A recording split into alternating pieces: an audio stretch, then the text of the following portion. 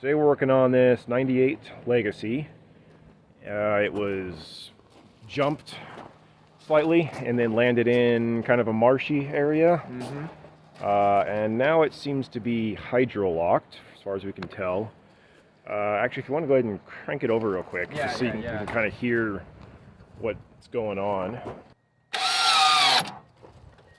Yeah, definitely something seems jammed up in there. It had been running for a little while after getting pulled out of the mud, or the marsh, and then started running. Seemed like it was running really rich was the problem. Yeah, it seemed like it was running rich. It wasn't holding idle, but I could get on the gas and it would stay going for about 5 miles at a time. And I had a check engine light that we're about to find out what that is. Yeah, so we'll start with seeing what the check engine light is, what the code is for the check engine light. All right. Codes found 1. Enter. Read codes. Idle air control system. Okay. Well, that kind of makes sense because you said it was like having a really hard time holding an idle. Yeah. Okay. Okay. So then maybe the hydrolock is just a byproduct of running rich. Yeah. And me cranking it and trying to run it with this issue for so long. So we'll start by pulling some spark plugs. Okay. And cranking it over and see what comes out of the cylinders. So I've gotten one plug out so far, and it is definitely very wet. A lot of fuel. So I think we definitely hydro-locked. We'll probably have a lot of gas coming into these cylinders here.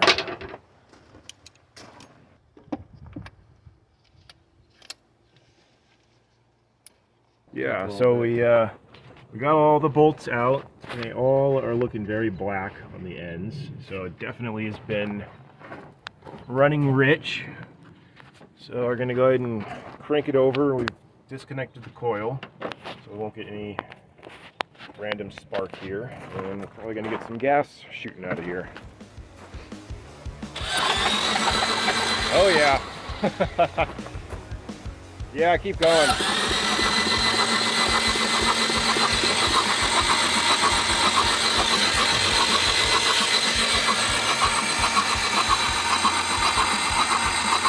Okay, that's probably good.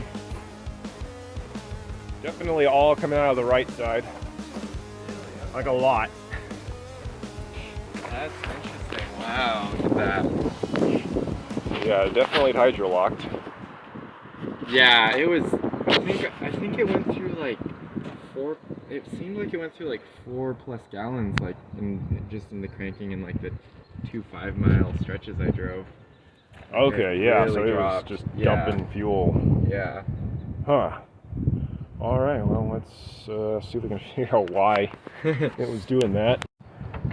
So our current theory right now is there was definitely a lot more fuel coming out of the right side of the car. This was the side of the car that was more in the marsh and in the water, and it was leaned over to this side. And this plug here does show some signs of a little bit of like water looking corrosion. Also, both the plugs on this side of the engine have been chewed on a little bit by rodents. So the combination of the water possibly getting down into the spark plug holes and the damaged plugs might have caused this whole bank of the engine to just possibly lose spark through, might have been arcing off of here to the intake manifold and not even igniting these plugs, especially if they got wet or if fuel built up in this side of the engine since it was leaned over overnight. So we're thinking that was causing this side to just not even spark, allowing fuel to just build up in there until it hydro-locked like it did. So we're going to try just cleaning up these plugs to start off. Now that we got all the fuel out of there, and see what happens from there. And then if that seems to work, we'll probably get some new plugs and wires. All right, so we went ahead and cleaned up the spark plugs that we got. We're just going to throw them back in for now and hook up all the wires, and we'll see. So as we were pulling these plugs and getting a closer look at them, I noticed that one of them here has cracks in the ceramic insulator, and that will definitely cause some misfire issues, as the spark will leak out right there. So I found another used one that's close enough and will work for now, just so that we can see if we can get this car to start and be able to do some more diagnostics on it. Alright, so we've got the plugs back in, plug wires hooked back up, so let's see if it'll start. Oh. Okay. It's doing alright. Yeah, try giving it a little throttle. Definitely is running very rich. Is it, no, keep it going. Is there a check engine light already? Yeah, okay. Okay.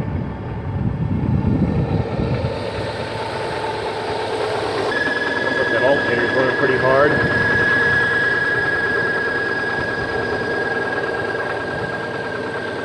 Yeah, it sounds like it's got a misfire of some kind. Okay. Same code that checked the idle air control. Yeah. Getting a lot of smoke out of the tailpipe.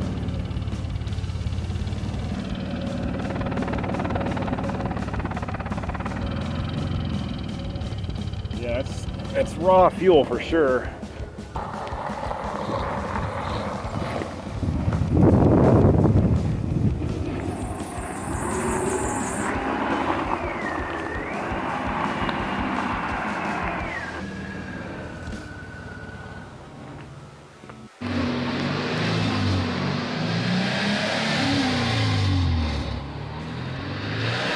So, car's still been running very rough, misfiring, and seems to be running super rich. And the code we've kept getting is a P0505 for the idle air control. So we pulled the idle air control valve off, sprayed some carb cleaner in there, tried to clean it up, also tried swapping it out with a spare that I had. Didn't seem to make any difference, still kept throwing that same code, and it would throw that code just immediately. As soon as you cleared it, it would come right back before even trying to start the engine or anything. And we noticed that regardless of what idle air control valve you plug in, it seems like it is getting like excess power. I don't know if you can hear that on the mic, but it makes this rather high-pitched hum. And actually is starting to kind of warm up. This is actually the magnetic, it's like an electromagnet is how these idle air control valve systems work. So you've got this top part here, which is basically an electromagnet, and then by varying the current through that, it will turn this here, which varies how much the actual valve opens and how much air is let through. So, wasn't really sure where to go from there. Found a little bit of information about someone with a similar problem, and they said that the issue was their ECU ended up actually being bad. So I decided to take a look at the ECU here. Sorry. That's right. And this was the side of the car, passenger side, that ended up in the water. And get a little light in there. And as you can see, there is water on the floor over here, and the ECU is right here. So my guess was that it ended up getting wet, and that was probably a good part of the reason why we're having all these weird drivability issues. So I went and grabbed another ECU that I had. I think this one came from a 98 Legacy Outback, so it's the same connector. This one says Y5 on it, this one says 7X. But that doesn't really seem to make much of a difference, because when I plugged in this Outback ECU, suddenly there were no codes stored in there. So I haven't tried to run it yet, but we're gonna swap these ECUs and put everything back together on the engine and go ahead and try and run it and see if we have any success. All right, so we've got the new, or good used ECU in there. Have it back together enough to go ahead and try and start it. So let's see if we got any improvement here. All right.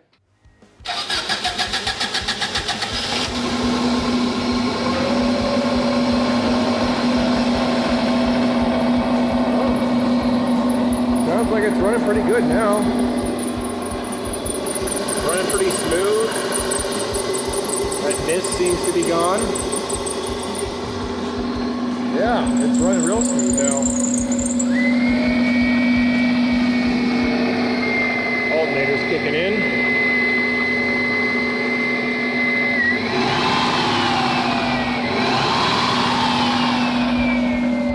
Sounds a lot better now.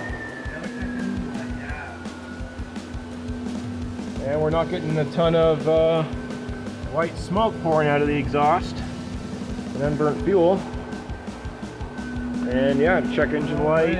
And also, is off. I guess that means that the Outback ECU works with this.